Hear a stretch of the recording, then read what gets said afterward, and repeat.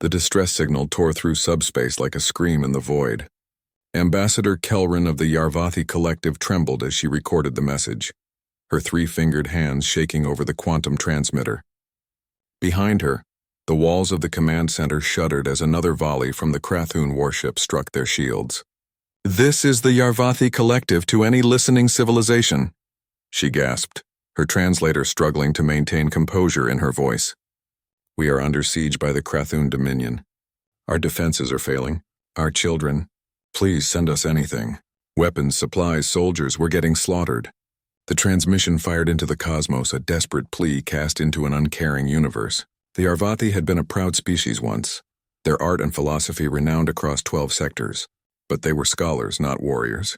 And the Krathun were very much warriors. 43 light-years away, the message reached Earth's deep space monitoring station on the dark side of Luna. Ensign Maria Chen sat up straight in her chair, her coffee forgotten as the translation algorithms worked. She'd been on the night shift for 3 years, listening to the cosmic chatter of 100 alien species, most of whom barely acknowledged humanity's existence. "Commander Rodriguez, you need to hear this," she called out, her voice tight. Within the hour, the message reached the United Nations Space Command headquarters in Geneva. Within 6 hours, it was on every major news network across Earth. Within 12 hours, something unprecedented began to happen. Fleet Admiral James Okafor stood in the UNSC war room, watching the holographic display with barely contained emotion. Around him, representatives from every spacefaring nation argued, pleaded, and demanded.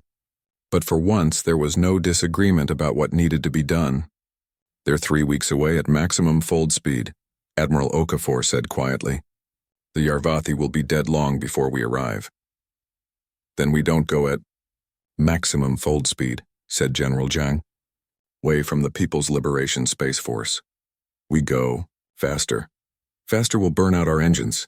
"Then we burn them out," interrupted Rear Admiral Adeyemi of the African Union Fleet, "and we bring every ship that can make the journey."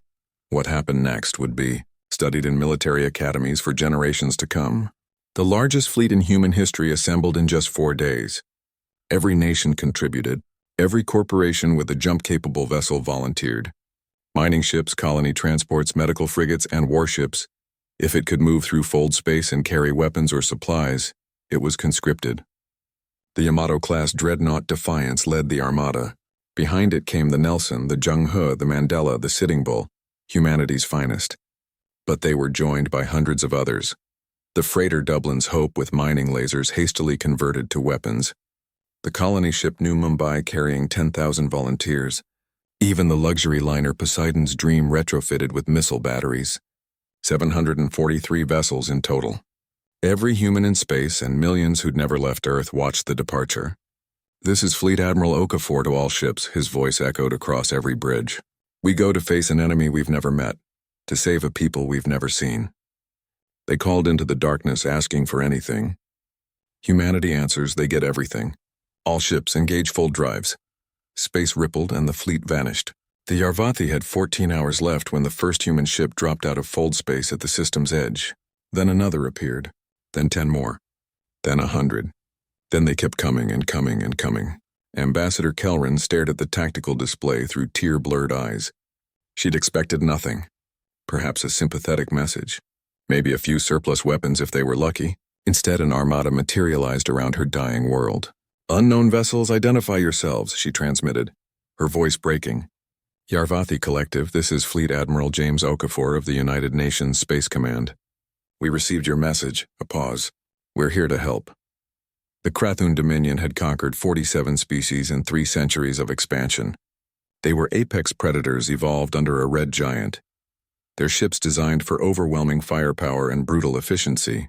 When their sensors detected the human fleet, their War Master actually laughed.